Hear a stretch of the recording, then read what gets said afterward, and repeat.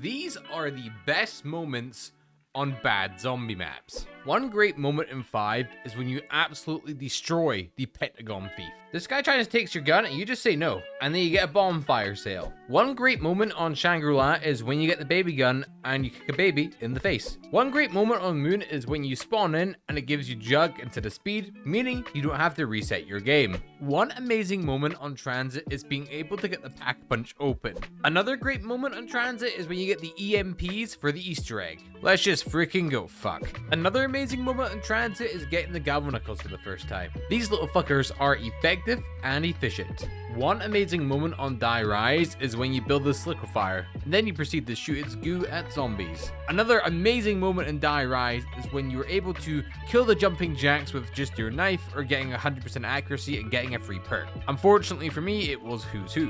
One amazing moment on Nuketown is when your next drop is Jug, and you know you're not going to have to wait until round 25 to get it. One amazing moment in Exo Zombies is finally getting the EM1, so you can get that annoying keycard for the Easter egg. One more great moment on Outbreak is when you find this keycard, because it's very awkward to find. Considering this room kicks you out after like 10 seconds and the keycard's very small, when you get it first try, it is a great feeling for all my Exo Zombie players out there.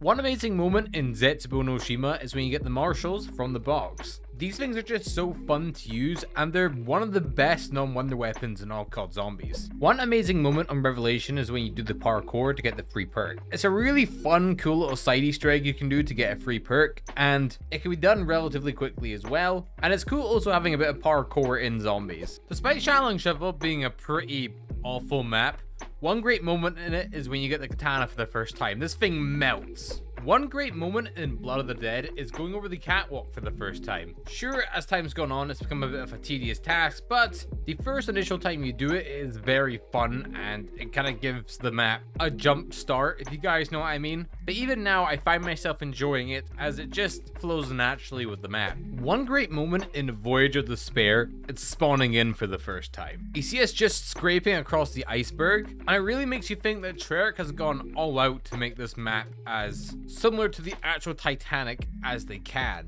Despite the map having many glaring issues like tight corridors, a few tedious Easter egg steps, the one thing the map nails is atmosphere and visuals. Despite how much I hate Alpha Omega, one thing I would have to say the map did quite well was the boss fight. And maybe not so much the boss fight, but the fact that the boss fight was the Avogadro from Transit.